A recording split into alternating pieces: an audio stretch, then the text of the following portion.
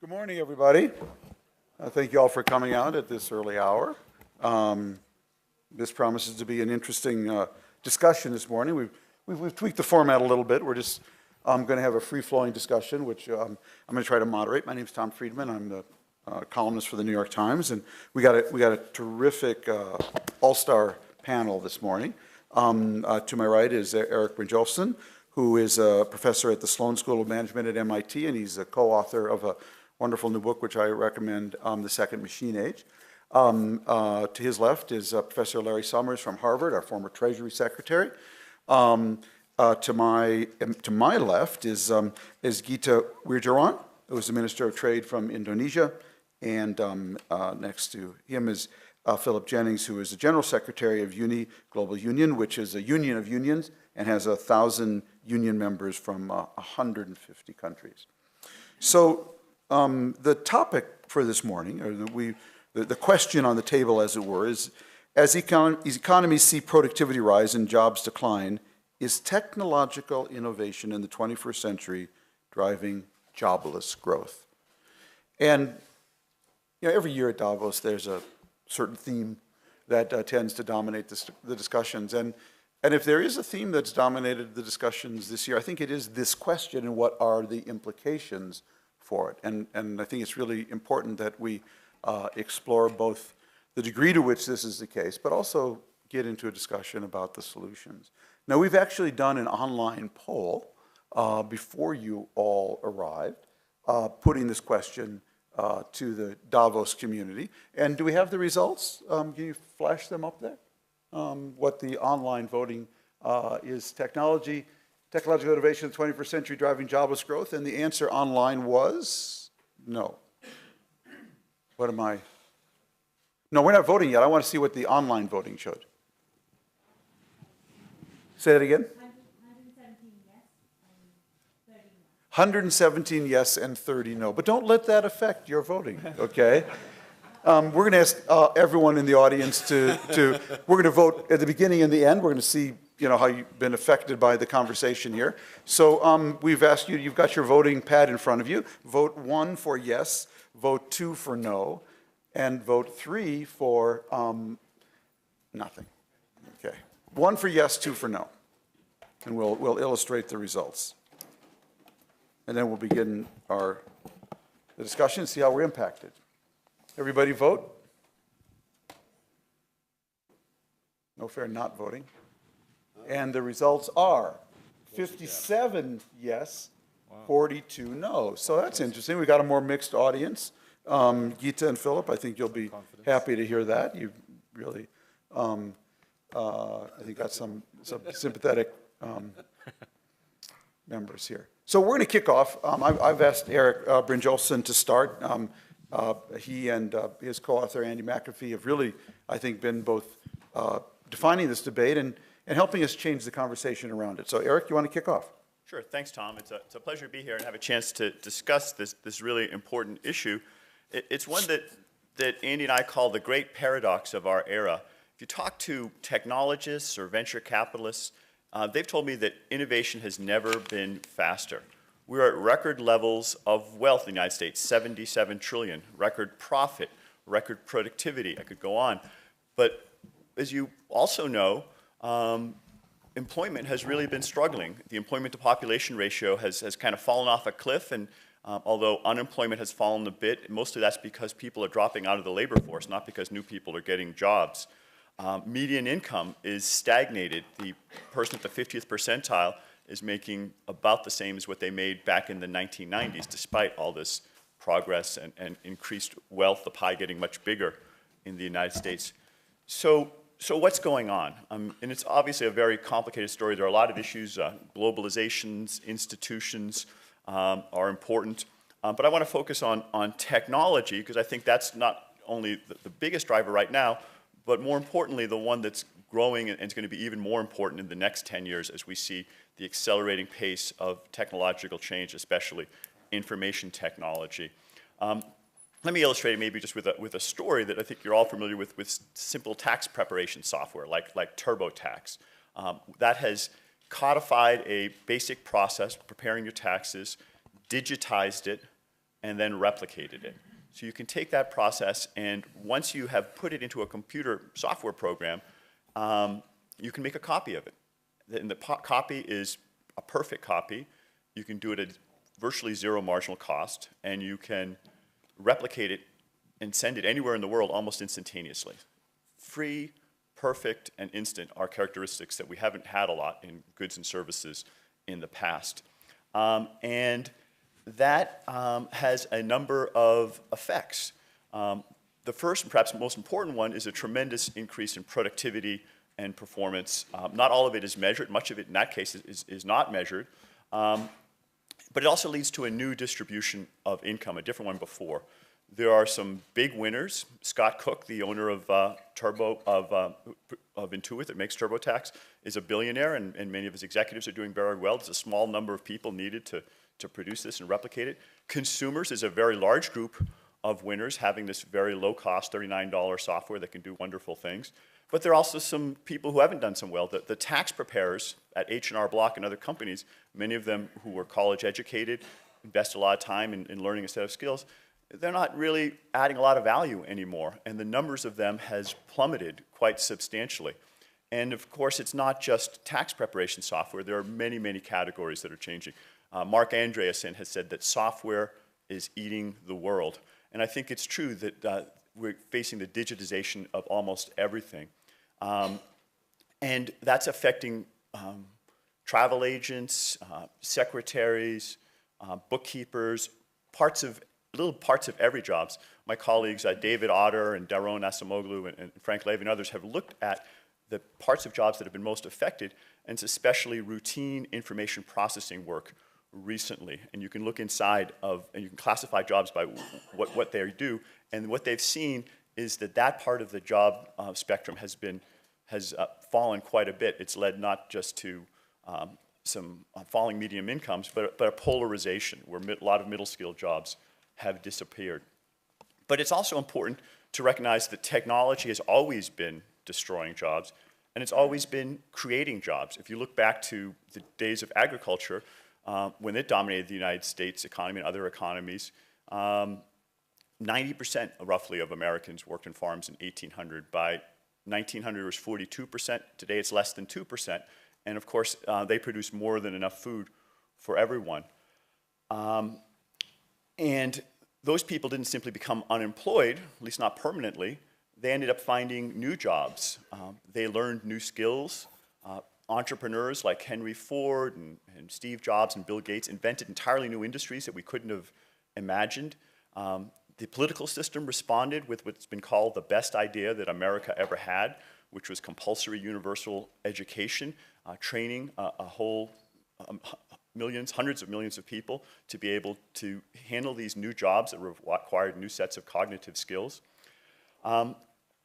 But nonetheless, there was a significant disruption that went on with that, and there's no guarantee that job creation will always and everywhere occur at the same pace as job destruction. It can take years for people to reskill and for entrepreneurs to invent new industries and the whole new interdependent systems of trade and specialization that go with that. This kind of long-term disruption as people try to catch up with what the technology is enabling is not necessarily unprecedented. Susanto Basu and John Fernald and others have argued that technology improvements can often be contractionary as they take out costs quite dramatically. Joe Stiglitz has argued that the millions of farmers who had their farms automated with tractors in the 1930s had a lot of trouble finding new jobs, and that was a contributor to the Great Depression. It took a long time for the economy to reorganize after that. And today, it's not just the routine information processing skills that are being affected that I outlined earlier, but technology is affecting a broader and broader set of skills. I recently rode in a self-driving car, something I thought I would never do. We can now talk to our machines. Many of us have smartphones. You can talk to them and tell them what to do, and they respond back. They understand your language. That's something that is just, when you think about it, it's just staggering. It's never before happened in history that we can have a conversation with our machines and they'll follow our instructions that way. They can solve all sorts of problems. I brought the team from IBM Watson to MIT, and we played a game of Jeopardy with them. This is a game show that involves a lot of unstructured questions about everything from geography to history to math to science. put them against a team of our best students who've been practicing for this moment, and the computer completely destroyed them. Watson was much better at it. And of course, it's not just solving questions for game shows. It can be used in legal discovery, in call centers, medical diagnosis, investment decisions. So there's very rapidly, especially just really in the past 5 to 7 years, category after category of tasks that can now be done by machines that couldn't be done before. And the time it takes to reskill and to invent new industries can be on the order of years or even a decade. And by that time, of course, the technology will have advanced further. So in closing, let me just say that the technology is driving tremendous productivity growth. I don't think there's much question about that. It can also eliminate jobs, but the important thing is that neither outcome is inevitable. Tech may be the biggest driver of some of these changes, and I think it is, but that doesn't mean we should stop tech if we don't like some of the outcomes. The solution is in transforming our skills, our organizations, our macro policy, so we get more of the growth and more of the productivity and less of the joblessness. And I think if we change the conversation in that direction, we'll have a lot better luck in succeeding in that goal. Thanks. Erik, thank you. Philip, give us your perspective on this. Thank you. It is our job, the Minister and I, to convince what we reckon about 12 of you to change your minds, to tilt the balance back in our favour, because we've excluded the Premier vote as not being valid constitutional terms for this morning. As you can see, as a union leader, we're used to this kind of approach when it comes to elections and so forth. What can I say? This is not a vote about how technology has transformed our lives. I think then that would probably be unanimous. This is a vote about whether technology has resulted in this current jobless recovery that we are seeing. And I put the question a different way. When we're looking for reasons why we find ourselves in the situation, do you look at the City of London and the financial practices of Wall Street? Or do you look at the innovation in Silicon Valley for being the reason? Do you look at the austerity hawks from G20 2010 onwards and the EU Troika? Or do you blame broadband? Do you blame Jordan Belfort, the wolf of Wall Street? Or do you look at Tim Berners-Lee, the pride of the internet? And the point that I'm trying to make to you is that the economics and politics that have driven us into a place where we have 205 million unemployed at this moment in time is more to do with the economic policy decisions that were taken, more to do with the politics of dealing with the financial crisis, and an uneven, unfair emphasis on austerity. To put technology in the dock, for all the lawyers in the room, Gita and I would consider a miscarriage of justice, and I don't think that is the kind of reputation that Davos likes to carry in this interconnected world. What we're saying is then that there are other places to look, and to look just at the technology takes your mind off what has been happening in the real economy. As a result of this financial crash and recession, 32 million people out of work. In addition, 27 million are discouraged from working, which means a jobs gap of 62 million. Those 32 million are a result of the financial crash and burn that we saw. And that problem was so deep and profound and global, it's a mistake to blame the technology on the slow speed in uptake. And when we have a financial crisis of this nature, then clearly, from our understanding and from the research, it takes longer for the job market to recover. Now, if I go to Greece and Spain and Italy and Ireland, and I go there frequently, and when I talk to a Labour leader and say, you're losing 80,000 people from this country each year, you have an unemployment rate close to 15%, do I blame this or the EU Troika? And if I stand up in front of a union audience and say, sisters and brothers, comrades, or whatever, is the iPad the source of the problem, or was it the decisions that were taken that led Ireland and others into this financial and economic collapse? If I talk to young people in Spain and Portugal and Greece, where over 55% of the young people are without a job, it's gone beyond depression. I don't know if you can find a new word that goes beyond depression. We have a humanitarian crisis in that country. And if I stand up to the young people and say, sorry guys, sorry sisters and brothers, it's the iPad and it's the broadband and it's Tim Berners-Lee, I know what reaction I'm going to get. I'd also like to say that as a result of this context, it is clear that things are changing out there in the world of work, and it is clear that technology will transform it. But we've been in such a difficult place that it's changed behavior of people. Hiring by business has changed. We have a growth in part-time work, 0 hours contracts, insecure and uncertain. And that's real. And again, I wouldn't say the fault of that is technology-driven, that's market-driven. That's because every CEO, when he's reporting quarterly, has to go to his board of directors, present to investment analysts, what are you doing about your headcount? Everybody else is cutting their headcount, putting different hiring policies into place. What are you doing? So it becomes a fashion, and it becomes short-term. We had some courageous companies in Europe that decided to do it a different way and to keep people in employment because they realized that if they dismissed them, that the skills that they had in the place would disappear. I'm not sure about the recent productivity figures that are so hopeful that you're talking about. The conference board last week talked about productivity beginning to slip. And when you look for the reasons why, it's because we've seen an investment strike. We have not seen a level of investment that is considered anything as normal. The figure's $2 trillion sitting in corporate accounts in the States, $2 trillion outside, 700 billion in the UK alone. People aren't investing. If you're not investing, then you're not helping productivity. If you're not helping productivity, at the end of the day, that has an impact on workers' earnings. We have a problem of demand in our economies, which is driving us inevitably to jobless growth. We have a lack of demand in the United States, a lack of demand in Europe. Our economies are comatose. And when you look at the economic recovery and see where the money is going, it's not going to my members. The wages and earnings of members of working people have been flat for 3 decades. The research would suggest that it's an economic recovery for some, that 95% of the economic gains from this recent recovery have gone to 1% of the population. We have a problem of economic demand. Now, I'm not naive to suggest that technology doesn't play a role in this, but there's some very harsh financial, economic, and political decisions which has fed a whole pattern of behavior, which means that people are more conservative about their hiring.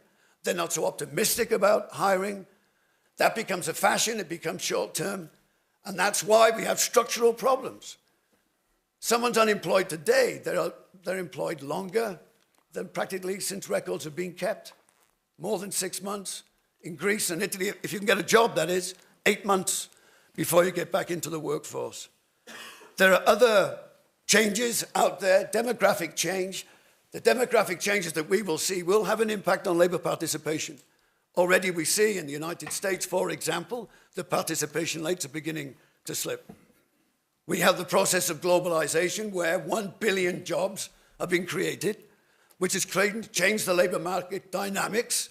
There are consequences. My organization had to deal with the collapse of Rana Plaza, a textile plant in Bangladesh, which collapsed, losing the lives of 1,130 people's lives.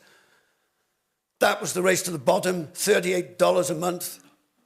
The race to the bottom has an impact on job creation possibilities elsewhere. We have a skills mismatch. And also, I would say, we are appalling at all levels in having active labor market policies to deal with this problem. When we look at the G20 expenditure at the OECD, because we're concerned about why the job's growing, and we look at the skills that people have and the skills that this audience requires, our governments are spending 0.6% of their budget on what we call active labor market policies, i.e. those institutions to reskill, redevelop, reinsert, to make sure that that workforce has the skills which all of you need, and which many of you, if you're at Davos, had said, we simply don't have. So I think it would be a mistake to blame the driverless car. I think it would be more appropriate to blame those that had their hands on the economic wheels that have created a set of circumstances which has led to this jobless recovery. Thank you. Thank you very much for that passionate presentation, Philip. Gita. Thanks, Tom. And thanks for the opportunity to be here. I come from a country that has been a functioning democracy for the last 15 to 16 years. We learned about democracy in 1998, and we had it really tough economically and politically. But if we take a look at the last 9 years under the current administration, we've been able to create millions of jobs. We've been able to quintuple our GDP. And now our GDP is at $1 trillion with 250 million people in the country. So we're still a $4,000 GDP per capita country. And if we take a look at our technological landscape, we have about less than 20% broadband penetration rate. We have about 28% penetration, internet penetration. We've got about 100% mobile penetration rate, 250 million mobile phones in the country. And we've got 30 million people who are poor, earning less than $1. We've got 15 million people who are unemployed. And this is actually a much better portrait than what we saw 5 years ago, 9 years ago, worse yet, 15, 16 years ago. Now, the common denominator for all of these is that only 50 million people in the country have access to financing. Out of 250 million people, only 50 million people have bank accounts or access to financing. We have 40 million farmers who basically don't know how to get financing in a cheap, efficient, or effective manner. But we have seen technology playing the role of creating space for people who didn't have jobs, people who didn't have whatever they wanted. Now, I think it really depends on where you are on the GDP per capita level. It really depends on where you are geographically. And it really depends on where your priorities are in terms of maintaining the balance of economic, political, and social interest. I think most Indonesians now would like to see a sustained democracy in Indonesia. As such, I don't think decisions ought to be just purely economic. They ought to be political and social. Now, the key is to make sure that a greater number of people in Indonesia than the 50 million people have access to financing. I think the game changer would be the use of technology, the use of handphone. How to make sure that this guy who has a handphone, who doesn't have a bank account, can transfer money to this lady who has a handphone who doesn't have a bank account. Now, this is something that's being worked out. What this will entail is, I think, the creation of jobs for most of, if not all of those 15 million people and the 30 million people who are poor in this country. And this will create marginal productivity for more than 40 million farmers who are in Indonesia. Now, this is a country, if we take a look at the trade account, it tells you the whole story. We export lots of commodities. We import lots of agricultural products from Thailand, Australia, and even China. And we import a lot of electronic products. I think the plan for Indonesia in the next 5 to 10 years is to make sure that the handphones that will be consumed by Indonesians should be made in Indonesia. Now, will those handphones be made by robots? No. I think they can be made by most of the high school graduates or polytechnic graduates who are still in the labor force and who are still not in the labor force, who want to be in the labor force. And I think this is really a question of where we want to go. I think from an economic standpoint, technology, as much as the advancement has a latent effect in terms of outpacing human employment, but for a country that's just a striving democracy, 15, 16 years in its age, and wanting to maintain and sustain that democracy, I think would like to see technology playing a role in terms of creating more human employment. And I think there's still a lot of space for that to happen. Thank you. Gita, thank you very much. Larry, you want to close this opening round? Paul Krugman's not here, So I'm not sure there's anyone here who is more opposed to austerity, to the avatars of austerity, and more strongly supportive of Keynesian policies to raise demand and address the current recession than me. There is no question that the failure to adequately maintain demand and treat the macroeconomics properly is the dominant reason why there is excessive unemployment in the world today. There is no disagreement, Mr. Jenkins, on that. I think, though, that as urgent and pressing as that problem is, it is not the only issue that we face. Here's a result of a little bit of statistical work that I did. If you look at men 25 to 54 in the United States, I choose that group because it's a group for which there's a very strong social expectation of work. Mm-hmm. They're too young, they're too old to be in school, they're too young to reasonably retire. If you look at that group, 1 in 20 were not working in 1965. And it's a reasonable guess that when the economy has had a full macroeconomic recovery, 1 in 7 will not be working in 2017 or 2018, assuming a full recovery. That is nearly a tripling of the rate of non-work, and that is with no cyclical element. That is not a feature of the events of the last 6 or 7 years. It is a feature of a long-term trend that has been with us for quite some time. It is a feature that is a trend that significantly antedates the opening up of meaningful trade with China and the developing world.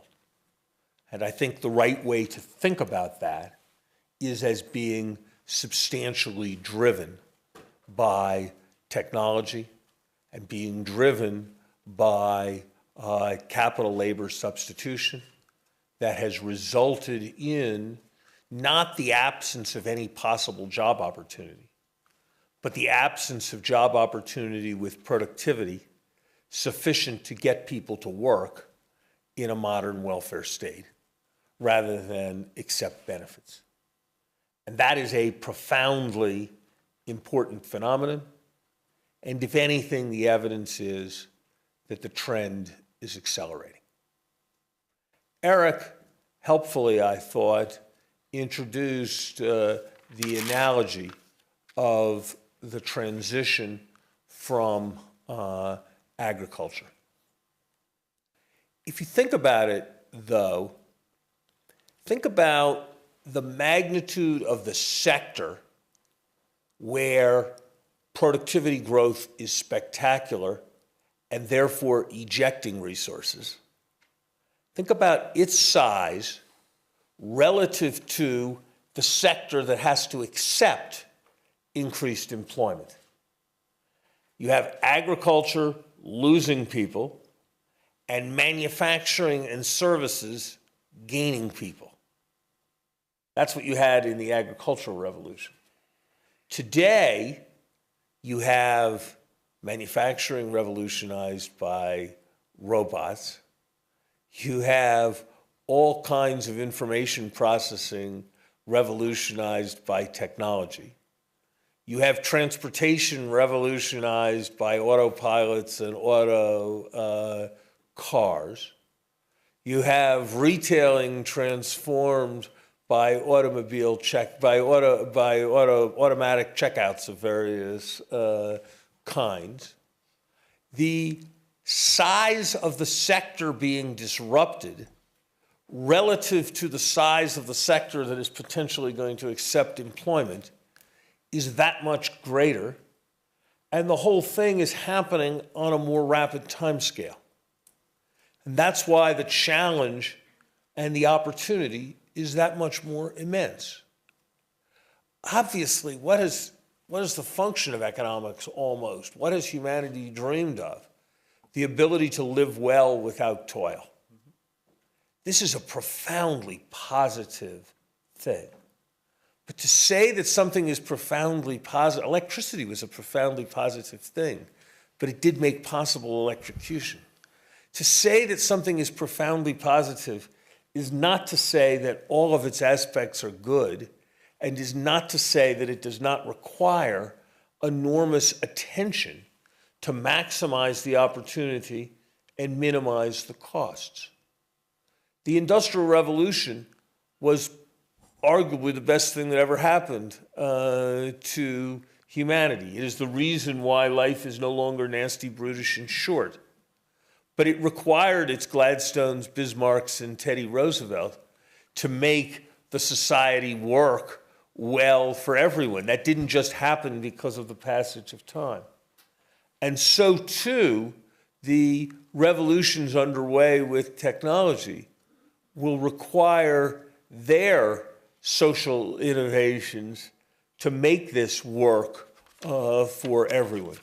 It'll affect the geography of the way we live. It will affect the institutions of the family that we take for granted.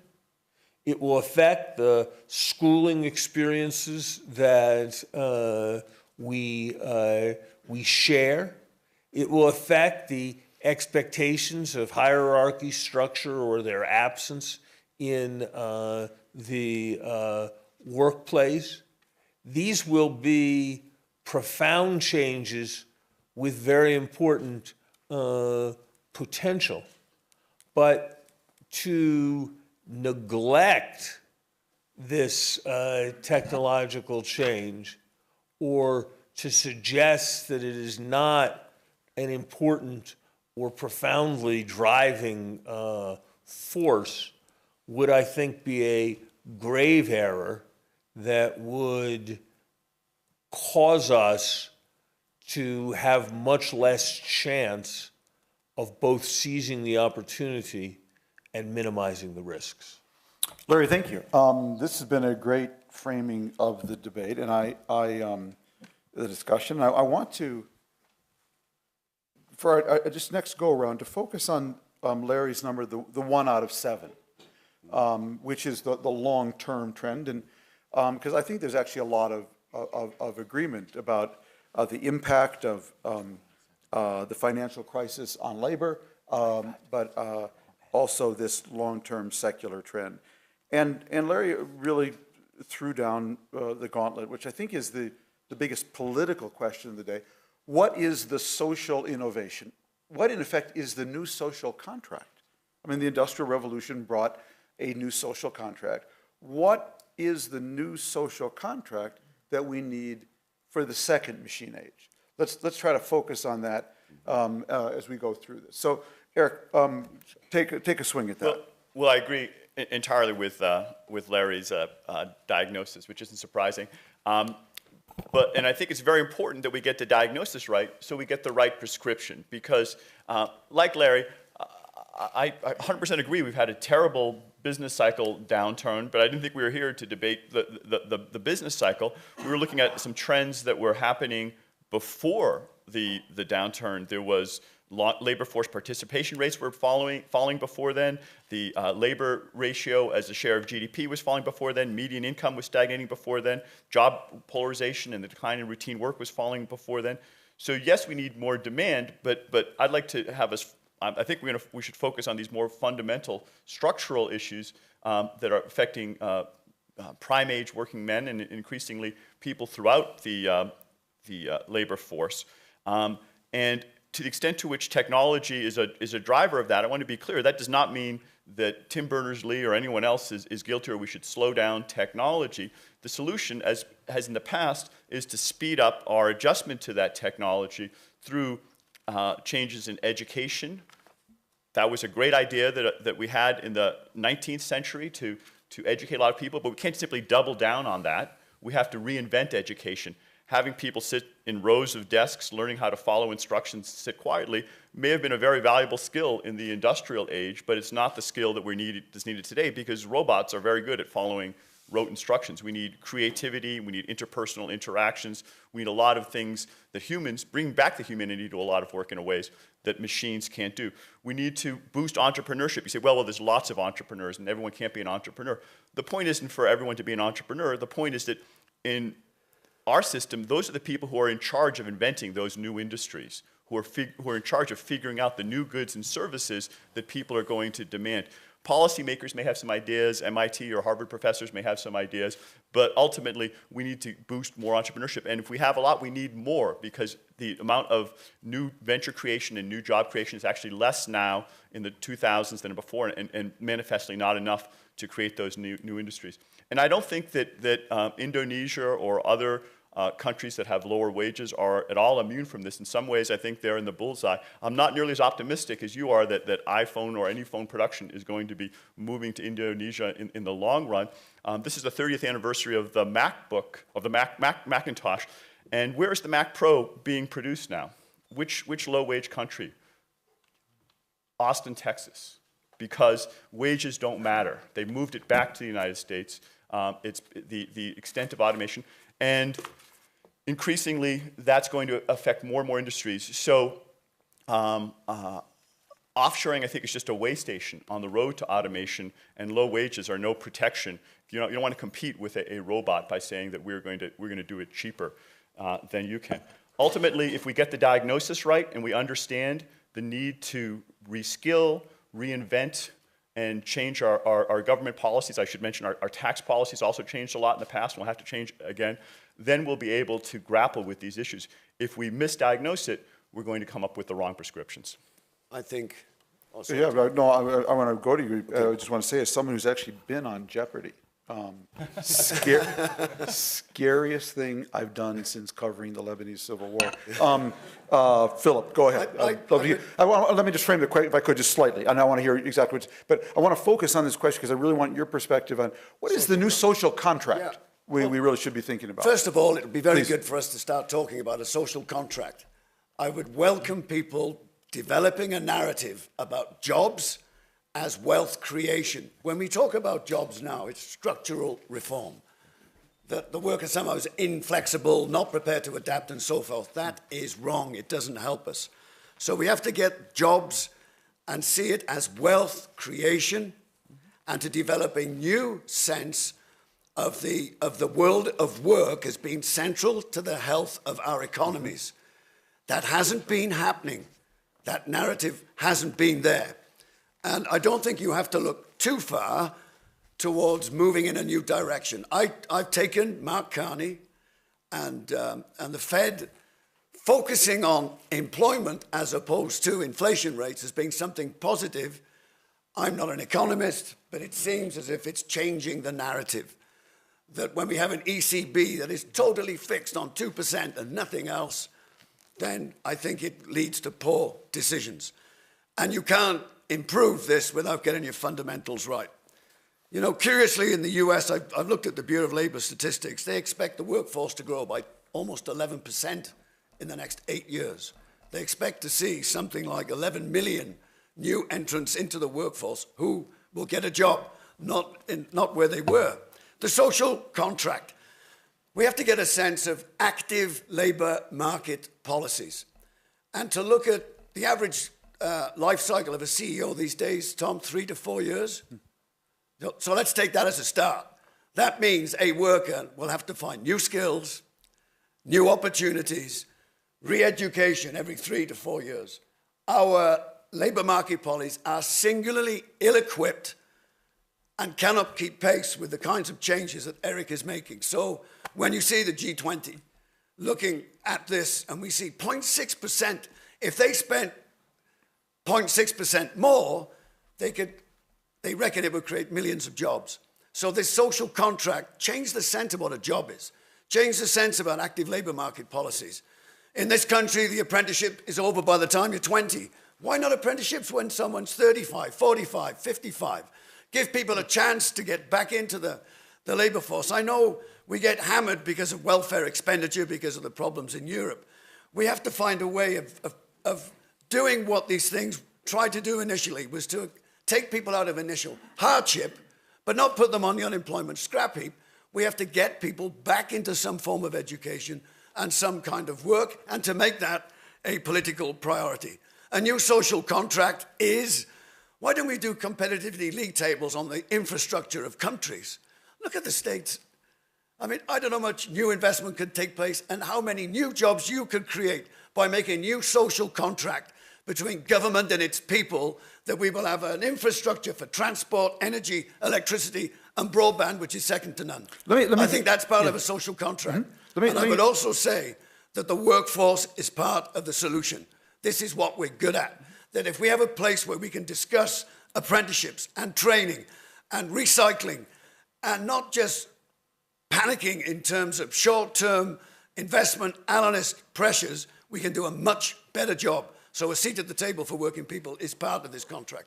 Phil, let me just follow up with one quick question. You know, part of the argument that both Erik and Larry are making, in effect, is that this technological revolution is hitting, you know, both traditional white collar and blue collar employment now.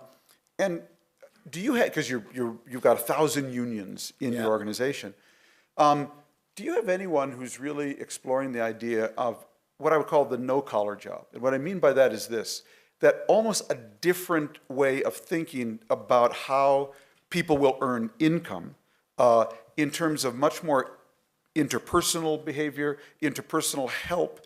It's not just the cute, we'll all give each other massages, but is the nature of jobs changing, that getting out of both the factory floor thinking and the back room thinking, but into something much more interpersonal that can also produce rising incomes?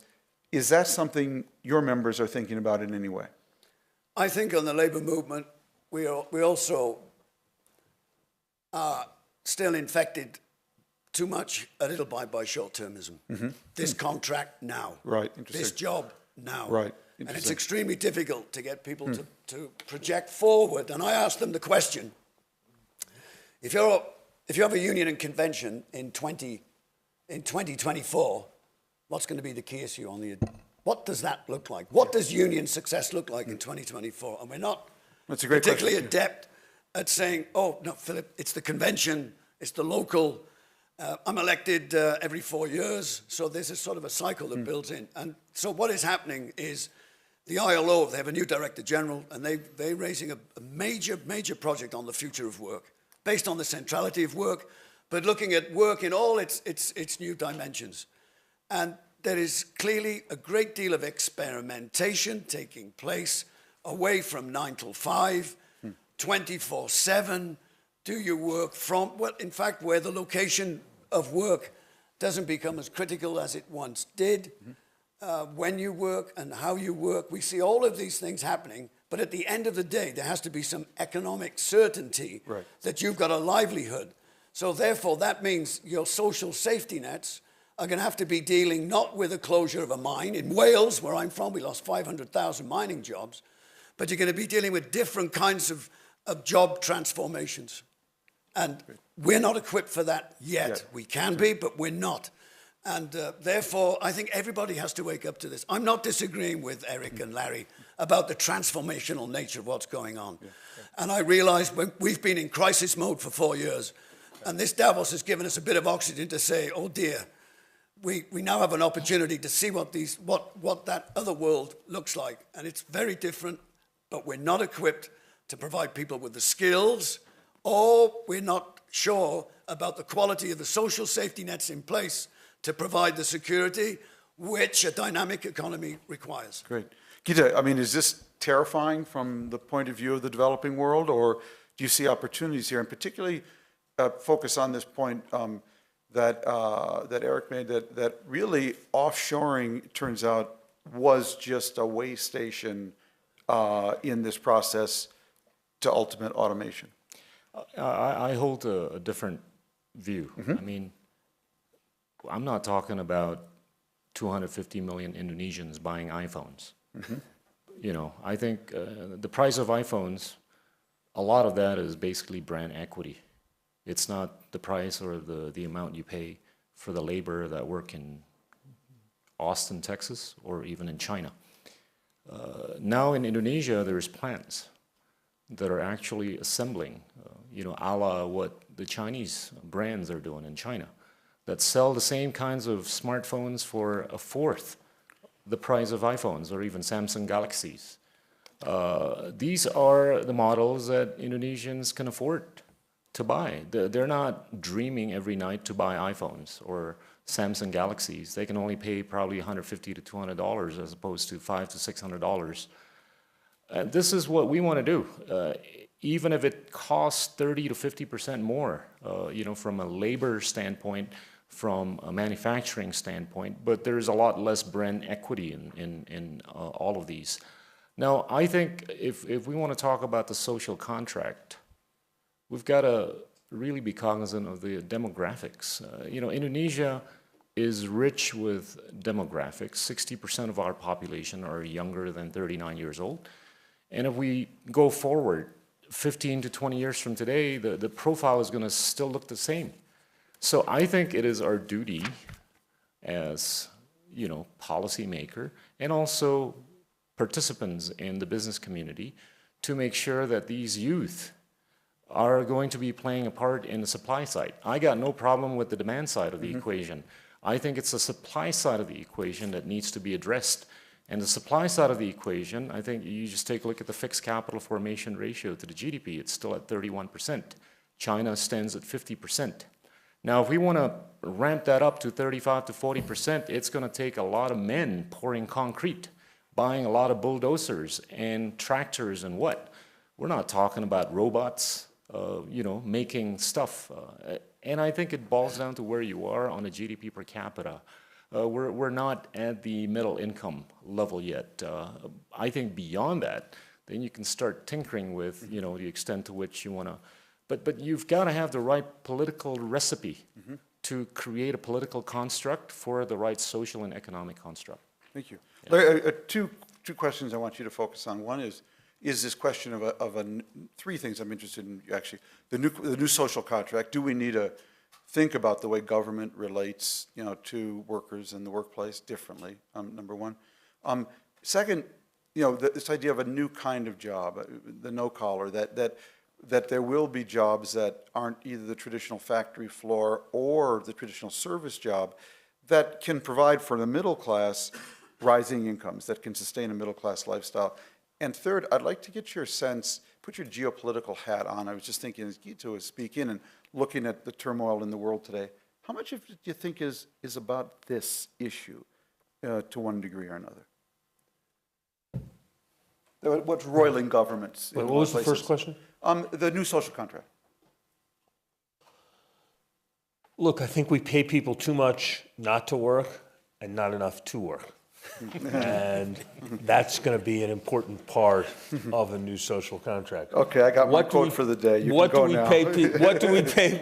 What do we pay people for being on unemployment insurance? What subsidies do we provide to jobs?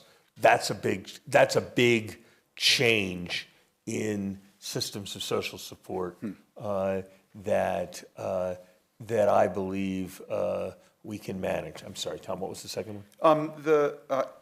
Are we going to see a new kind of job? I mean, again, the laugh line is we all give each other massages, but something very real that is something uniquely human that Baxter can't do, that Big Blue can't do, that the driverless Google car can't do. Is there a job things that are uniquely human that can also sustain a middle class lifestyle? Look, Erik will know more about this than I. There was a computer program written in the 1960s called ELIZA. What did ELIZA do? You typed in, and it basically provided you with a kind of crude psychiatry. You told it your story. It said, that must have been very hard for you. You continued. It said, tell me more about it. You continued again, well, how did you really feel when you thought about it? And there's actually a certain amount of evidence that it provides solace. In Japan, there's a non-trivial industry around electronic pets that provide a sense of connection and response. So I'm sure there are going to be things that prove harder to mechanize, things that prove easier to mechanize. I am very much an optimist for our species, that there are going to always be things that are uniquely human and can't be outsourced. But I think it is a mistake to be too confident and glib in speaking of broad categories. You know, the example that was always given of, you know, two big examples that were always given of things that couldn't be susceptible to productivity growth improvement, where it was still going to take 4 people 45 minutes to play a Haydn string quartet, no matter what happened. Well, that's true, but it can now be consumed by millions of people off one production as a consequence of the digitization that Erik described. In my line of work, we're now seeing courses of a certain sort with 150,000 students. And by the way, those courses, because of the power of information technology, are better customized to the needs of the individual student than the old-fashioned class of 50 people in a classroom.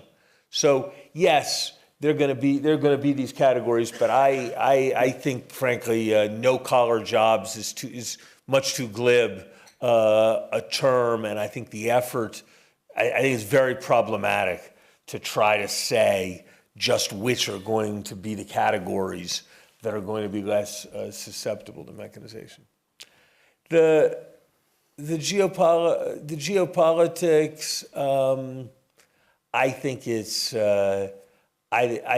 hard. I look at what's most in the news this week here, which is Japan and China, and I think that's probably got more to do with unresolved history and changes in relative economic power than it does the changes that we're discussing here.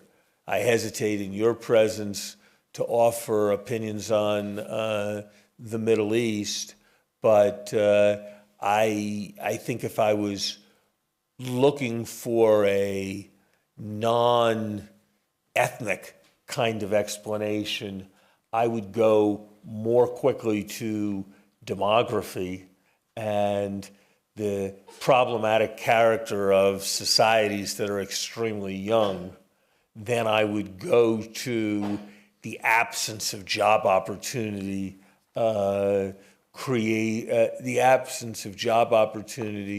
created by technology. I think there is one aspect that probably is there, which is the revolution of rising expectations. It's a pretty settled fact, as much as such things can be settled facts, in social science, that revolution and restiveness do not come from distress, do not mostly come when people are in the worst situation. They come when it starts to get better, and people feel it getting better, and it doesn't get better fast enough. And that's sort of what happens with the iPhone and with being able to see everything and getting a new kind of openness. And so I think that aspect is the one that I would probably stress, but that's a bit different from all these people are mad because technology is displacing their jobs and therefore they go to war, because I don't think the places where the jobs are getting displaced by the technology are the places where the geopolitical strains are greatest. Thanks. So I want to go to, we got about 15 minutes, and I want to give a chance to the audience to ask some questions. But, there's something that Erik and Andy said the other day, just to frame the question a little bit, because I do think the speed at which this is coming is really fast. And the point, I don't remember if you made it or Andy made it, Erik, but that in the Jetsons, this futurist cartoon that we all grew up with in the 60s and 70s, George Jetson actually drove his car. And so that's how fast, we couldn't even imagine, the driverless car then, So the floor is open, and I'd like to hear from people. Right up here in the front, if you'd identify yourself. You can ask it a general question or to one of the participants. Yeah, I'd like to ask a question to Mr. Summers. My name is Shahmar Mosul. I'm from Azerbaijan, Sovereign Wealth Fund. Okay. Throughout the last 10 years, we've seen significant, tremendous growth in emerging markets, and majority of them are actually in the middle-income zone. But there is a phenomenon called middle-income trap, where the countries which very fast come to the middle-income level, they stuck there. There are many examples and very few exceptions. What would be your thoughts on the role of technology in helping those countries to get out of this middle-income trap? Thank you. Thanks. Blair. Two responses.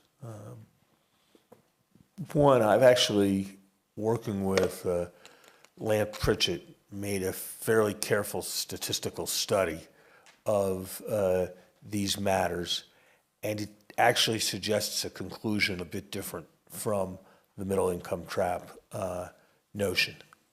Here's the basic fact about countries' growth rates that's quite surprising. They are only barely persistent from one decade to the next.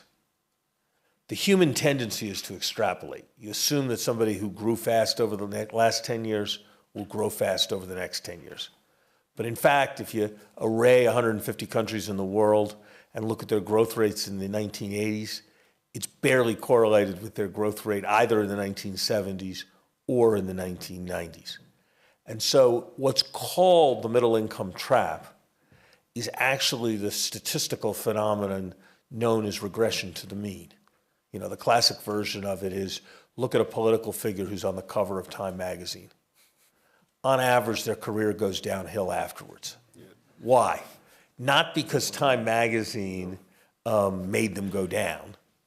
It's because the reason they got on the cover of Time magazine was they just had a terrific run. And on average, you don't have a terrific run after you've already had a terrific run, you regress to the mean. And so there's very little evidence for the proposition that somehow countries grow slower from a middle-income position than they do from a low-income position or a higher-income position.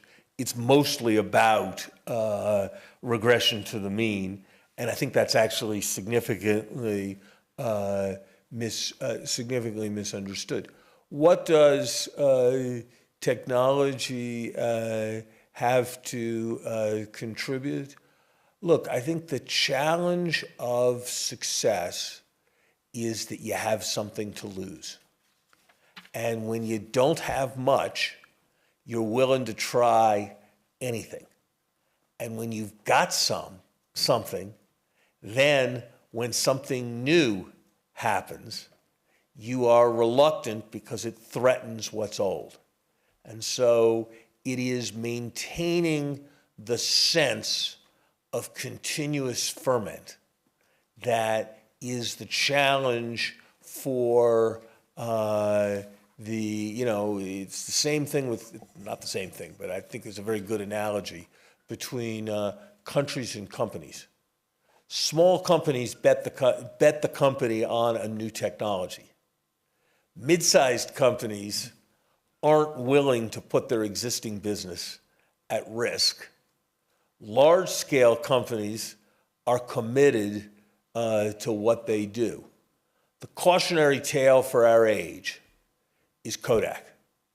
Kodak was a heroic institution. Kodak was a hugely successful, fundamentally positive technology. modern photography, not modern, traditional, traditional analog photography, that brought vast pleasure to the lives of hundreds of millions of people around the world. And at the same time, the enterprise supported a thriving middle-class Rochester, New York, that employed tens of thousands of people, that was innovative and successful in research, that actually did some of the earliest work on what we today call digital photography, but they couldn't bring themselves to put their thing at risk. And the whole thing is no more. And with it, Rochester, New York, and the community it supported and the public institutions it supported are not what they once were. And it's because once you had a lot to lose, you didn't continue to be willing to take chances. And that's the basic cautionary tale for our time. Great, thank you. Who else? Right there. Yeah. Go right ahead, yeah. Rakesh Khurana. I guess it's questions for Erik. So for a long time, the social contract between productivity increases and wages was, as companies improve productivity, they share those gains with workers. What were the factors that you think broke down in that sort of implicit contract that existed? What were the contributing factors? Because as you mentioned, productivity continues, it may be slowing down, but the wage stagnation started much earlier than that. Right. Well, there are a whole set of factors, and it would probably take a book to describe them all. But the one I probably would focus on is the way the technology has changed. And just to be a cold-blooded economist about it, the marginal product that people are producing is going to be correlated with what people are being willing to be paid. And ultimately, the education, the skills have to continually update and change. So you're right, over much of the 19th and 20th century, productivity and median wages grew together. Now that is becoming much more skewed, and it reflects the kind of economics I described with TurboTax, and it's happening in lots of other areas where there's a very different return. And I think that CEOs and others are looking at that and are making different judgments. But I think that this does call for a new social contract and for us to rethink how we divide the pie, because it is becoming more and more skewed. The top 1% has been getting, actually the top 100th of 1% has been getting an outsized share of the gains. And this is a point where I very much agree with what Phil and Gita was saying, and I want to emphasize a point of agreement here that when Tom asked for a social contract, they talked about the centrality of work, and I think that's exactly what we need to be focusing on, is ways to encourage labor more. There's a quote in the book that from Voltaire that work solves three great ills: boredom, vice, and need. And it's important not just to recover the wages and the median income, but the sense of meaning. Bob Putnam has done some amazing work describing how when work leaves a community, whether it's Rochester or other ones, that all sorts of social ills start creeping in to a much greater extent. Crime, teen pregnancy, divorce, drug use. And so the whole community suffers, and you can think of it as a really big negative externality. One of the first principles of economics and public policy is if you want less of something, you tax it, and if you want more of something, you subsidize it.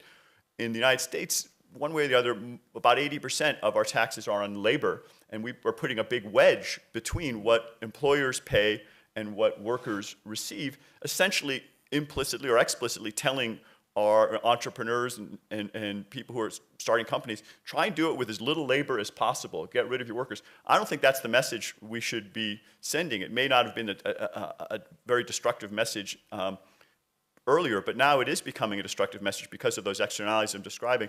So we should look for ways to reduce or eliminate that wedge by changing our tax and our social policy, by subsidizing education and other and job training to help that. And this is, I think, a nice place to end. I know we're almost out of time here. That I'd like to see us work harder on that social contract to support work and labor and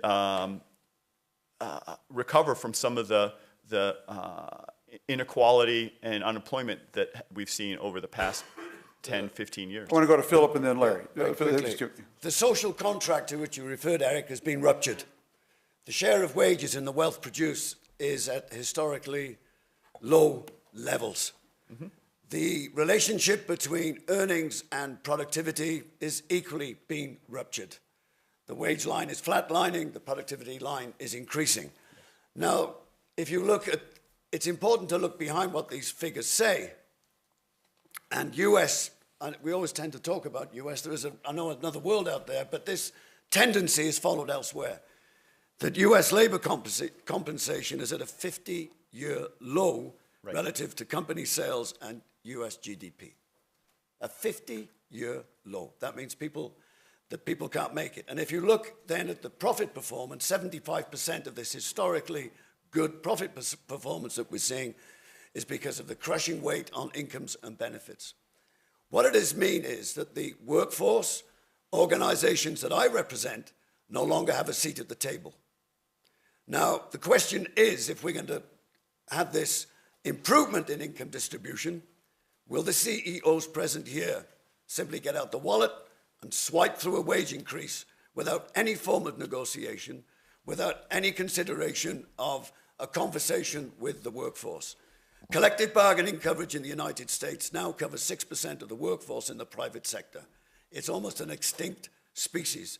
If you're going to get back to have a fair and reasonable conversation, and I know it sounds retro, it's a reconversion of an old social contract into a new social contract, then we have to use some of the mechanisms that we have in place, and there are signs of change.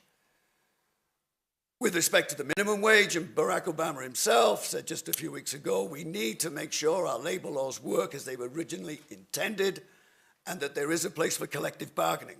The IMF is now involved in a major study in looking at, not the study, but how do we get these institutional levers back in place which give us fairness. And I know we're looking forward, but let's not write off the old economy. Where are jobs going to grow in the next 10 years? In construction. One of the biggest chunks, one of the biggest job losses was in the construction industry. And we will need construction workers, bricks and mortar kind of stuff. And the other place where things will grow will be old economy based, but based on an aging population. Everything to do with the healthcare and the healthcare of the old and the aging population. Millions of jobs about to be created, and that will create a new demand. That's why I'm saying that this rupture that has taken place, we have to, a social contract, a contract usually has two partners. It usually has a basis of consent. It usually has a legal basis. When it comes to wage distribution, we've lost that. Thank you. You know, just to pick up one thing you said, we have such a deficit, all of us, we in America, I know Europe as well, in infrastructure. I mean, roads, bridges, telecom, everything that could soak up enormous amount of construction labor. But it's interesting to note that Airbnb on New Year's Eve sold 252,000 rooms around the world. Those were all existing rooms. And you see how even the technology there can be impacting. Larry, this is going to be the last word, so why don't you close it up before they throw us out of the room? Maybe we'll get time for one more question. Go ahead, Larry. We got one more comment. We need to distinguish here between the macro and the micro. There's a huge set of issues around rising inequality, around the change in the profit share, and so forth. But the old introductory economics teacher in me can't resist correcting Rakesh in something he said. He held out the idea that the norm was somehow that a firm paid its workers in a way that related to its own productivity growth. That's not how economics works. Think about a semiconductor company. The productivity of the chips doubles every 18 months. Nobody thinks the workers' wages should double every 18 months, or that they will, or that they do. They think that the workers' wages track, at one firm, track not the productivity of that firm, they track the productivity of the overall economy. And so one has to think about this in a macro sense rather than draw that connection in a micro sense. I think, and maybe this is a good last thought, I think the phrase that is a huge part of this that has not been used here today is race to the bottom. You can't have reasonable organizing rules in the northern half of the United States if there are no reasonable union organizing rules in the southern half of the United States because of the power of competition. One country can't have serious estate and wealth taxation and progressive income taxation in an increasingly borderless world where people can move and profits can be relocated without substantial cooperation. One jurisdiction can't impose rules that keep work with dignity if other jurisdictions are unwilling to and there is competition. And so a significant part of that social contract agenda is a matter for cooperation to prevent races to the bottom and to institutionalize races to the top. And a very important aspect of that has to be international cooperation, because it is a world where it is increasingly difficult for one country alone to impose a social contract. Very interesting. That's one of the new things. We've got to close, so I want to close with another vote. And see how this incredibly informed discussion has impacted your thinking. And I'm going to repeat the question. As economies see productivity rise and jobs decline, is technological innovation in the 21st century driving jobless growth? Vote 1 for yes and 2 for no. And we're going to run they're going to run it up there as soon as you're done voting. I'm not going to vote.